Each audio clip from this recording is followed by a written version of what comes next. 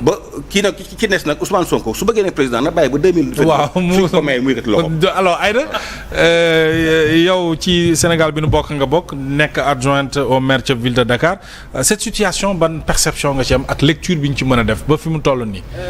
balaa may ñëw ci lecture bi. ak ci situation bi. il faut que ñu rappeler les faits. parce que malheureusement ci benn côté dañuy souffrir d'amnésie. mooy le 10 décembre 2024. un citoyen habitant à Mermoz Sacré-Cœur moo jël mu bind préfet. et en ce moment-là le préfet de Dakar nekku fa woon c'est son adjoint qui était là-bas. ne ko Barthélémy Diaz am na une condamnation définitive il doit pas être conseiller municipal. moom mu basé wu sur nu ñu koy waxeetee code électoral. oui. l'article 277 ñëw ne ci article 277 li mu wax moom il déclare Barthélémy Diaz démissionnaire mais lenn rek laa bëgg ngeen bàyyi xel mooy on lui a écrit le 10 il a répondu le 11. le préfet c'est-à-dire que Bayna da ko bind le 10 moom le 11 mu yónnee décision xel dañu war a xalaat c'est-à-dire que xaw ma sax ban heure la ko Bayna yóbbu mais peut-être lettre bi pare woon na pour moom mu interpeller ñu et c'est pas pour rien kon moo tax mu des nekk adjoint au préfet parce que am na lu mu war a jàngaat même dans la pédagogie ci management mu ñëw ci code électoral man du ma jouer football mais dama bëgg rek ñu jël ay exemples yu simple est-ce que liy régir entraînement mooy régir match de foot. déedéet. ah déedéet. su may seetaan des fois sama tonton Pape Diop buy dem di jouer match da ngeen def ay coups. nit ñi di dóor nu mu leen neexee loolu entraînement la. pour dire que code électoral bi li koy régir mooy avant muy nekk maire mooy li organiser des élections c'est pas pour rien qu'on parle de code électoral mais ci article 277 dafa am fu ñu ñëw ñu ne bu dee le kooku dañ ko accuser que ce soit un conseil municipal ou quelqu'un qui habite dans la localité il a 10 jours pour interpeller la cour d'appel te cour d'appel conflit électoral lay gérer. loolu réglé na problème bi beneen bi ci li fal parce que man je suis conseillère municipale depuis 2009. 2009 naka la liste yi demee woon mooy dafa amoon une liste proportionnelle man bi may nekk conseillère qui était dirigée au niveau de la ville de Dakar par Khalifa Ababacar Sall mu am une liste régionale qui était dirigée par Malick Gakou am ay liste de communes en 2009 pour que nga nekk conseiller ville da ngay am liste proportionnelle bi da lay yóbbu ak liste communes yi. Je sais pas, je me fais comprendre. Wow. Mais le maire n'était pas élu de manière directe. C'est ça. Khalifa était élu en tant que conseiller municipal en 2009. boobu mode de scrutin bi melul indirect la. Suffrage indirect la. oui. 2014 bi ñu ñëwee ñu bëgg bloquer Khalifa ñu def ko l'élection de manière majoritaire. Oui. C'est-à-dire que amatul proportionnel. Très bien. da ngay jógee sa commune après ñu jógee ci commune bi yépp ñu daje ñu voter pour le maire ça veut dire que ci instant boobu tamit. Tout le monde savait que Khalifa était le candidat de Taxawu Dakar. bi ñu nekkoon et man j'étais au niveau des Sicap Liberté mais nekkagul woon faluñu ko en tant que maire dañ ko fal en tant que conseiller après les 100 conseillers ne ko yow la ñuy tànn maire. su ma juumee ngeen wax ma. mu ñëw en 2021 ñu changer mbir yi ñu ne dañ koy élire de manière directe c'est-à-dire que on n'élit pas un conseiller. dañuy élire le maire de la ville de Dakar lii la intitulé bi wax mu ne le candidat tête de liste proportionnelle est élu maire de la ville si sa liste obtient le plus grand nombre de suffrages à l'issue du vote ñu ñëwaat ñu ne la tête de liste au scrutin proportionnel qui obtient le plus grand siège est élu maire de la ville. Le candidat occupant le premier rang sur la liste proportionnelle est élu maire de la ville. Oui. may wax ni Dakar il y avait 2 votes da ngay dugg voter sa commune après nga génn voter le maire qui était une liste proportionnelle et commune yi jóg Barthélémy Diaz aurait pu perdre toutes les communes de Dakar parce que nit ñi pour rek mu leer ci bopp nit ñi dañu voter seen maire commune génn ñëw jëlaat dugg voter le maire de la ville de Dakar ce qui est direct je donne juste un exemple Médina la coalition Yewwi a perdu face à Bamba Fall pour la commune. Mais pour le département, ils ont voté pour Barthélémy Diaz. Oui. C'est la même chose pour Plateau, c'est la même chose pour Biscuiterie, où Djibi Wade, qui avait sa liste Wallu, a gagné. Et après, da ngay gis ci bureau da ngay ñëw ñu ne la Wallu a gagné tel bureau de vote pour le bureau communal. Mais Yewwi a voté le département. Il faut que Mohamed nga may ma expliquer lii. Bi loolu amee ñu gagné le département ak beaucoup de communes. Am un certain nombre de conseillers, mais même si les listes majoritaires qui venaient des communes Diaz amu fa woon wala Yewwi gañewul woon benn maire du tere au niveau du département les gens ont voté pour Barthélémy Diaz. Oui. leneen li ñu ne li takk sëy tasu ko. xam nga booy takk sëy mën nga ñëw si je ne m'abuse ngeen toog ñu waxtaan ñu maye la imam bi jox après nga wuti papier c'est vrai. Mais quand vous avez des papiers en bonne et due forme mais des fois bu ngeen demee ci juge bi day am d'abord conciliation loolu le code de général des collectivités territoriales moo ko réglé parce que bi ñu jógee ci entraînement bi muy le code électoral. te ci entraînement boobu bi ñu la nee sauf boo saisirez la cour d'appel en 10 jours mooy. Nous avons voté pour le maire de la ville de Dakar le 13 janvier 2022 su ma juumul. Il a été installé le 17 février 2022.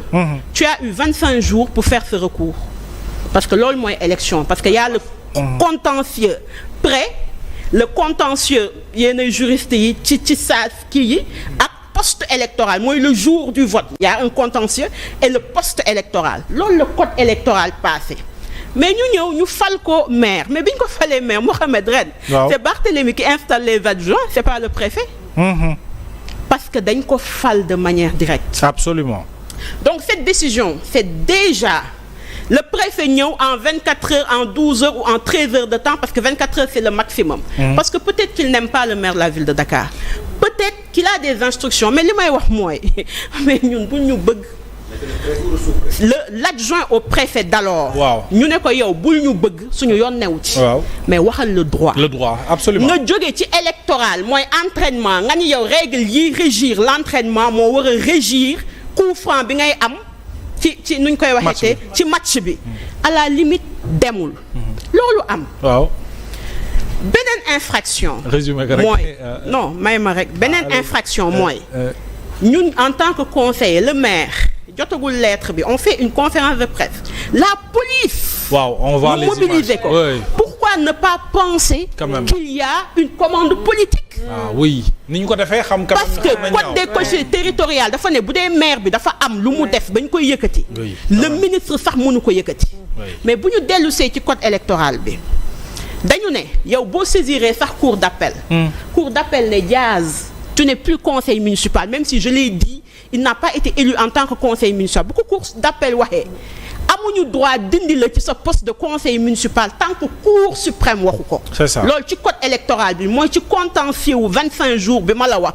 mooy c'était entre du 13 janvier et le 23 janvier et le 17 février. mais loolu ñu jàll ko. yaa ngi comprendre. Waaw mu ñëw le préfet ñëw avec la force ñu dindi ko. Oui. Il y a une maire intérimaire. Où on a attendu. La décision de la Cour suprême. Automatiquement ñu def suñu ay recours di xaar foofu la le maire de la ville de Dakar jëlee l'exemple de notre sœur Aïssatou Diop Fall. En disant que c'est la liberté parce que li dal Aïssatou. C'était pas intitut personnel Aïssatou. C'est la liberté de la presse qui a été menacée à travers Aïssatou Diop Fall. Parce que dañ ko ne yow dañ ñu contre kon dañuy am fu ñu lay téye Cour suprême ne leen déet. buñ fa yegg ñu ñëw depuis 8 mois ñuy xaar. depuis 8 mois ñuy xaar Cour suprême nañu ñi kii il a raison ou il n'a pas raison parce que s'ils ne disent que le droit Diaz reprend ses formes mais ñu ñëw. le 14 août. boobu ñun ñu ngi ci mbënd bi. avec le maire des Parcelles le maire de Yoff etc. le préfet nous envoie une lettre mais lettre bi xam nga lan moo ci intéressant Mohamed. il dit sur instruction du ministre. des collectivités territoriales. C'est le ministre boo ma mayee ma lire ko. parce que tey fi ñu toll nii à mon humble avis ce n'est pas une bataille pour Diaz. moi pour me battre pour des personnes c'est sur le plan politique. Oui, non c'est pas même au-delà des principes. C'est une bataille pour le suffrage universel qui a été décidé. Un nommé ne peut pas révoquer le vote des Dakar quoi ñu respecte ko rapidement. Le préfet nous dit. Bon ma baalee rek ma jël lettre bi. Si tu m'excuses 30 secondes. baal ma rek la lettre. Le préfet nous dit. Cette fois-ci, c'est le préfet. C'est le préfet qui écrit. Le préfet dit. Madame le maire, parce qu'il l'a adressé à la maire intérimaire. Oui. Par lettre citée en référence, j'ai été saisi par monsieur le ministre en charge des collectivités territoriales relativement à l'affaire portée en objet. Quand même. En effet, suite à la démission de monsieur Barthélémy Diaz, c'est-à-dire si ça le préfet, parce que la démission, il n'y a pas de démission, la Cour suprême ne s'est pas décidée. Absolument, oui. De son mandat de conseiller municipal, etc. Il y a lieu de procéder à l'élection d'un nouveau maire de la ville de Dakar. Oui. En conséquence, je vous demande de convoquer le conseil municipal en session extraordinaire au plus tard le mercredi 27 août 2025. Ça, c'est le 14 août. Oui. C'est le 14 août. Le 18, on fait un bureau municipal. Amul loi daf ñu expliquer ba pare moom moo ñu jox ordre du jour. Très bien. Un élu n'est pas un nommé. Ah oui, bokkul. Quand on défend la séparation des pouvoirs, il faut les défendre jusqu'au bout. Absolument. Mais xam nga fan lay ñëw. mooy moom nee na ministre bi Balla Moussa Fofana moo ñëw ne ko convoqué moom mu tegal ñu ci délai mais xam nga lan moo risible mooy dañ def réunion le 18. sama avis du ma ko wax parce que je continue le bref. Waaw. Le 19 ñu yëg ni ou le 20 ñu yëg ni la Cour suprême mi ngi enrôlé décision pour wax ndax Diaz il retourne wala il ne retourne pas. Donc déjà le préfet il fait un excès de pouvoir. Oui. En nous disant convoquer un conseil municipal extraordinaire. Wow. Premièrement. Wow. Deuxièmement, il nous fixe un délai, c'est-à-dire que ñoom xamoon nañ ni Cour suprême mi ngi enrôlé. On a compris. xam nañ ni peut-être septembre la mais amuñu woon jour. On a compris. ñu ne bu mu yegg le 25 août. On a compris. Merci. ñu ne bu mu ko dépassé. C'est clair, leer na. Ce qui veut dire que. Waaw. man damay sant Tout yàlla. terminé, waaw. Parce que ci ay supputation lañ nekkoon. Mais l'acte que le ministre a posé et ce qui en est suivi nous montre que c'est une commande politique. Mais nag cette commande politique là je termine par une chose. Oui. Mooy nous avons fait un référé sursis. Très bien. Mooy déjà c'est pas on ne peut pas déjà bi décision le 18 bi génnee rek par élégance par esprit républicain dañu ñëw ñu ne parce que ku xaar 8 mois mën a xaar 9 mois. Bien sûr. ñu def ko la Cour suprême nag nee nañu ñoom le matin du lundi bi nga xam ni moom la ñu convoqué le conseil municipal dinañ joxe une décision à savoir est-ce qu'on doit faire l'élection d'un nouveau maire ou pas. Ou bien on va attendre la décision de la Cour suprême du 18. Mais ce qui est intéressant dans ça mooy depuis que cette lettre est sortie il y a même pas encore eu de décision des membres des 4000 cancres Tractation sont en train. Tractation. Non, même pas tractation. Les membres des 4000 cancres sont en train d'accuser la Cour suprême en disant, et c'est la première fois dans l'histoire politique du Sénégal, me dégg pouvoir naan justice daf ñuy xeex. C'est seulement pour dire, il faut pas jouer avec notre neurone. C'est clair. La question nag d'un nouveau maire ou pas. Moi je dis, xam nga paa bi.